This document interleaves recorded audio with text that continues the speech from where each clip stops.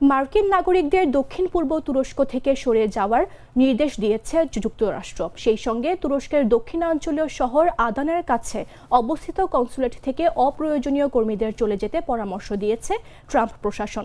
সোমবার আঙ্কারায় অবস্থিত মার্কিন দূতাবাস এসব তথ্য জানায়। এক্সে দেওয়া এক বার্তায় মার্কিন দূতাবাস বলে, সোমবার যুক্তরাষ্ট্রের স্টেট ডিপার্টমেন্ট নিরাপত্তা ঝুঁকির কারণে আদানা কনসুলেট জেনারেল থেকে জরুরি নয় এমন মার্কিন সরকারি কর্মচারী ও তাদের পরিবারের সদস্যদের চলে যাওয়ার নির্দেশ দিয়েছে।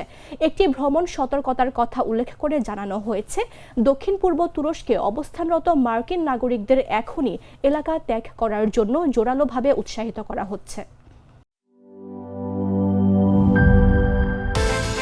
বিকাশ পেমেন্টে 10,000 টাকার বেশি অফার। শপিং চলছে তো।